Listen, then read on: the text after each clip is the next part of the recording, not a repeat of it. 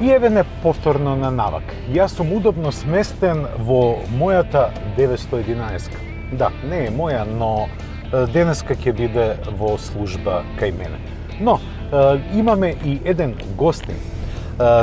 Тој е познат спортиста и неговото име е Андреја Кулунџиќ. Добре дојде во Автомагазин. Ćao, mogu ja malo da se ovde ugrejem? Гледам. Да, многу е ладно. Mnogo je hladno i pada kiša, nažalost. Danas ćeš imati priliku da voziš po izuzetno teškim uslovima. Meni je jako žao zbog toga, ali prebaci auto u wet mod za početak, jer ovaj 992 već ima i tu opciju, tako da je ovde okreneš ovde, prebaciš na kišnu varijantu automobila. Да, требаш малце да ме подсетиш, бидејќи последното 911 го возев пред година и пол негде во Атина. Jeste da, bilo. Да, било е прво.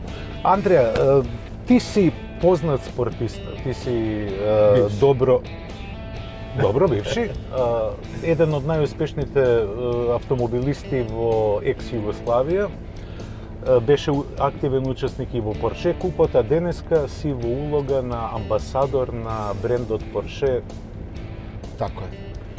Znači, moj taj deo karijere od 95. do 2000... Извини, дали може да почнем да возам? Ajde, možemo slobodno, da.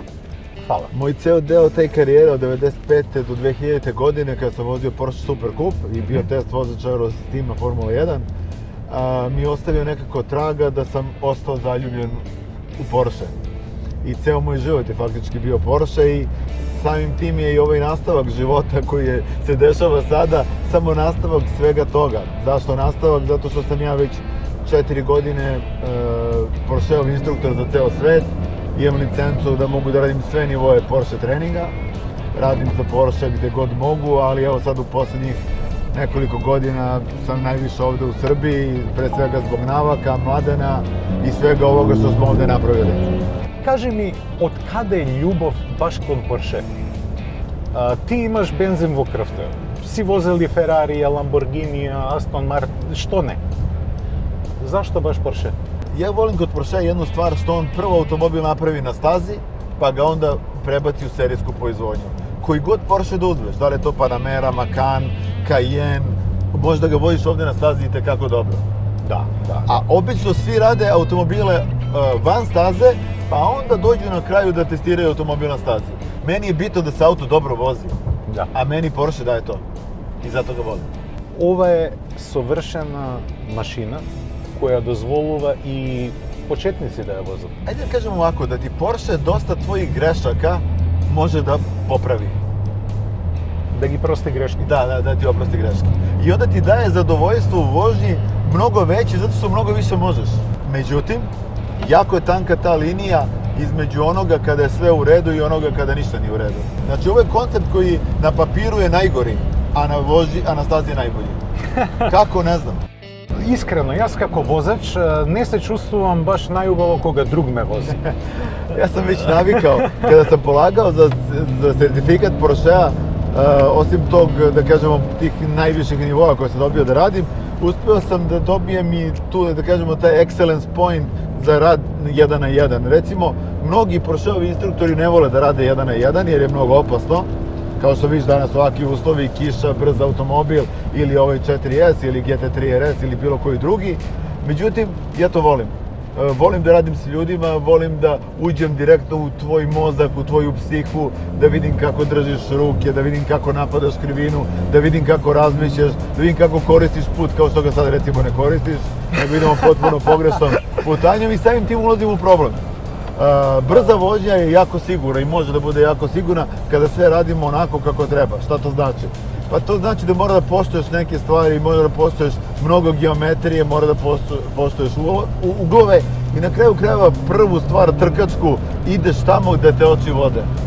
To znači da gledaš jako daleko i da u glavi stvaraš svoju liniju kojom ćeš proći. Старо правило е дека се вози со поглед, не со раце, нели? Tako je. Андреј, јас и ти имавме една убава дружба на Нурбургринг со М5 и таму ми кажа неколку цаки кои ми дозволија да постигнам 8 минути 48 секунди. Да, имаше и инструктор возеше пред нас, бидејќи е извонредно тешка патеката и долга. Што Što bi me posоветувал во вакви услови на условима? возење? Мислам дека имаме коректни гуми. Imamo Cube 2 gume, to je semi-slick, znači nisu za ovoliku količinu vode, može da se vozi, ali aquaplaning je problem sa ovakvim gumama, znači kada je puno vode na stazi. Prva stvar koju treba da znaš kada si na stazi i da voziš ovako brz jedan auto, ne koristiš iste putanje kao kada je to u pitanju suvo. Zašto? Zato što na svim tim delovima gde se nalazi guma, gde ima grip, kada padne kiša na to, to je klizavo. Što znači što ne treba ti migavac na stazi. To je dobro. Znači, Stara navika. Stara navika, to je kultura. Pokazat ću ti na posljednjoj krivini, znači vozi se dosta drugačije nego po suvom. Znači ne ide se tim najkraćim putanjama, ide se malo drugačijim putanjama. To je isto stvar koja se uči, u stvari ti faktički po stazi tražiš grip. To znači budeš mnogo miran na gasu, sada ti auto recimo u wet modu, to znači da ti pedal od gasa nije tako agresivna kao u Sport Plus modu, amortizeri su ti malo mekši, volan ti je takođe malo mekši i sve ti je prilagođeno faktički setup ovakvim uslovima. A sad kad budemo došli do one posljednje parabolične krivine koje izlazi na ovaj pravac, ja ću ti pokazati oko tih, kako se zove, putanja. Jako bitnu stvar.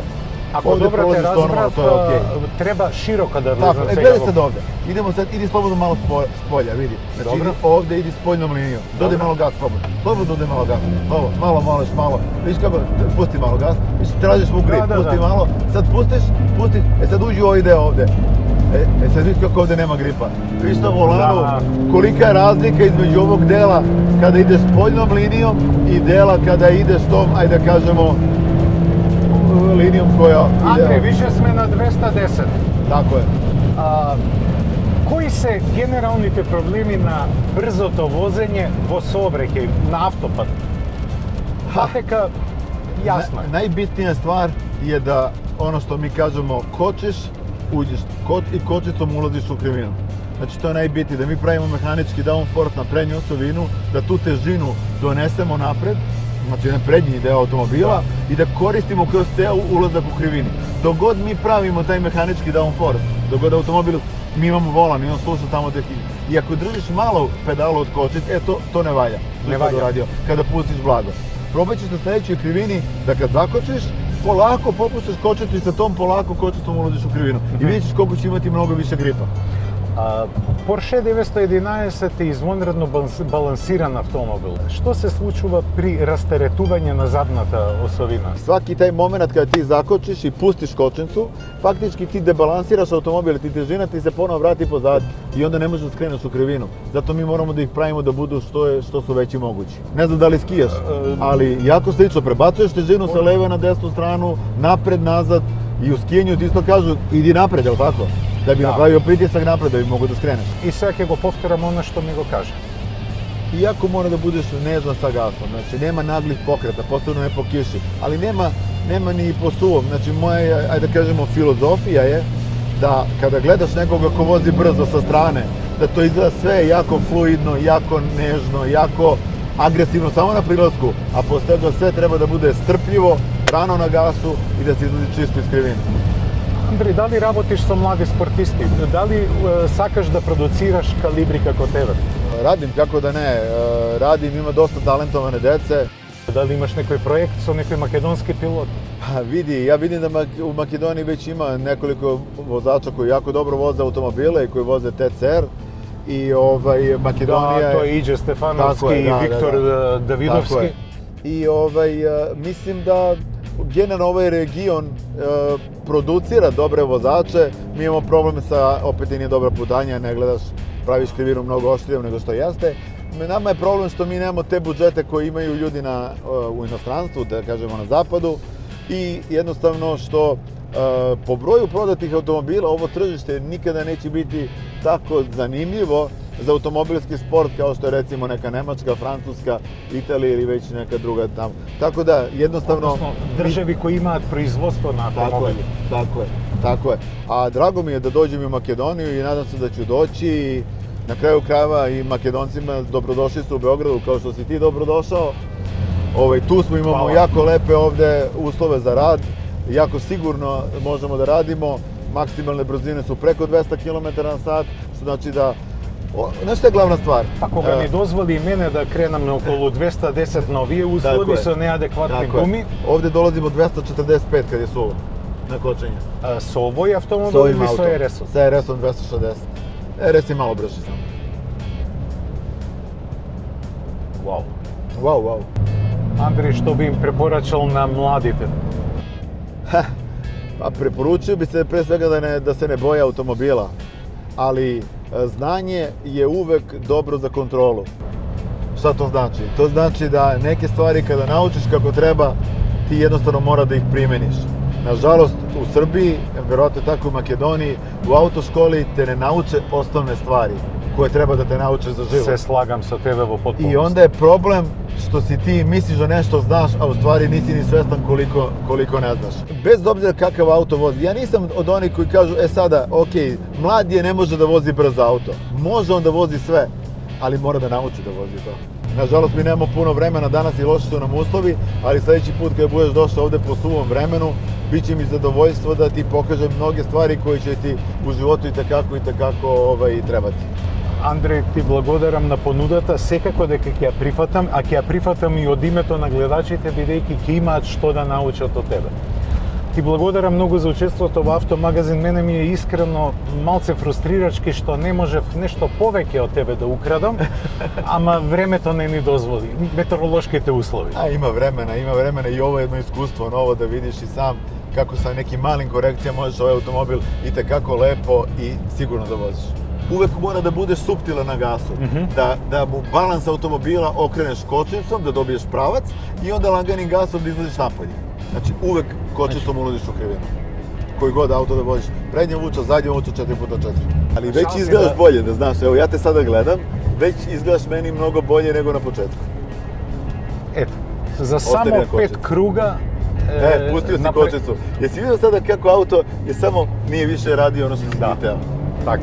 Сега, ај уште еднаш ќе пробаме оваа кривина што ми ја спомна. Tako je. Idi pravo, idi tamo, pravo, tako je. Ajmo, lagana kočnica, drži ga na kočnici, tako je.